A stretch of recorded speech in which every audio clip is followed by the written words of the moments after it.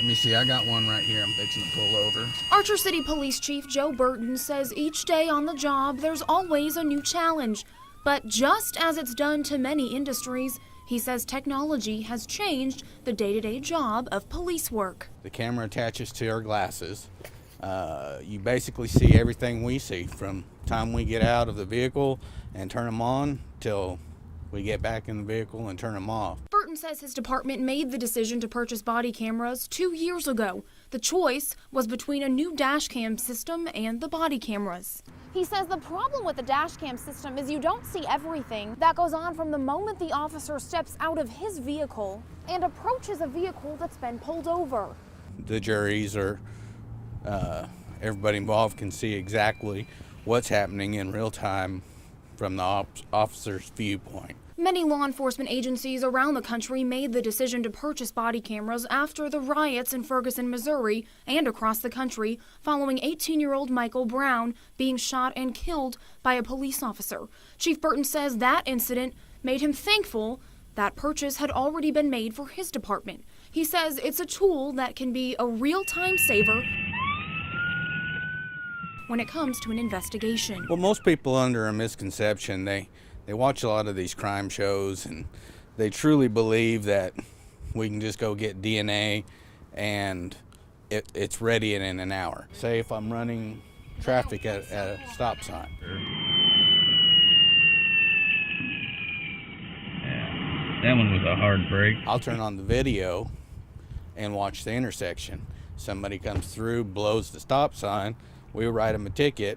First thing they want to do is always say, well, I came to a stop, or I slowed down, or got 100 excuses. But those excuses can go away when there's video proof, something that makes folks we spoke with feel safer. It's safer, definitely, for the person in the car and for the police officer. With all the stuff that's going on, I think they need to protect themselves as much as possible. And just up the road in Wichita Falls, Police Chief Manuel Borrego says right now he too is looking at investing in body cameras. First, for the motorcycle unit, which already has audio recorders on board. We're wanting to go to video so that we get a better picture of what's going on out there. A better picture is exactly the benefit Archer City Chief Burton sees. It just keeps honest people honest, whether it's on law enforcement or on the public side.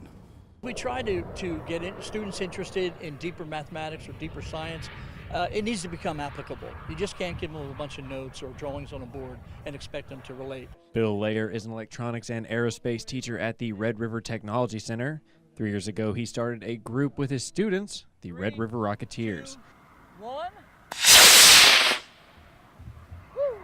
Since then, Layer says community support has risen substantially, making this school club into a full-blown community event, an event that is rewarding to hardcore Rocketeers and novices alike.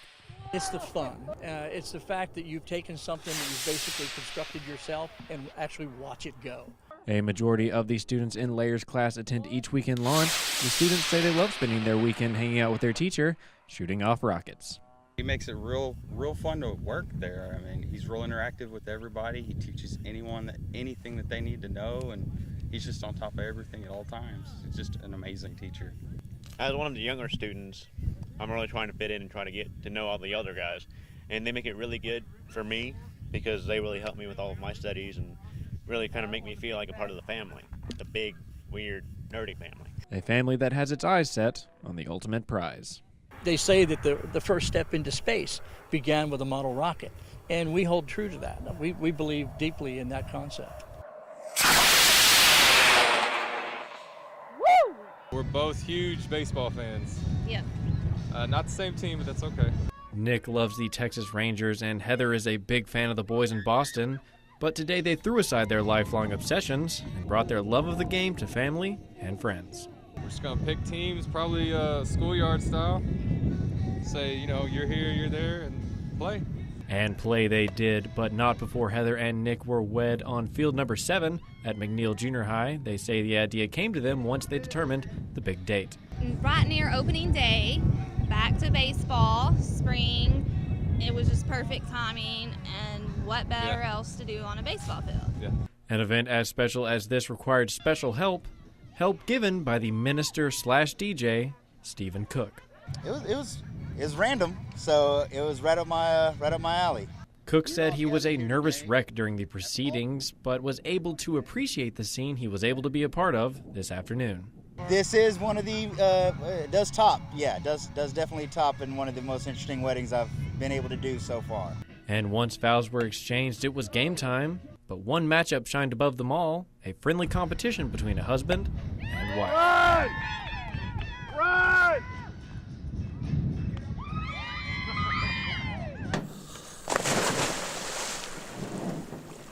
For 2 decades, men and women from the Lawton Police Department have traveled to the depths of Texoma as part of the department's dive team, which serves the city and assists outside agencies. And we didn't wear all this extra stuff, so sometimes I feel like I'm a little bogged down.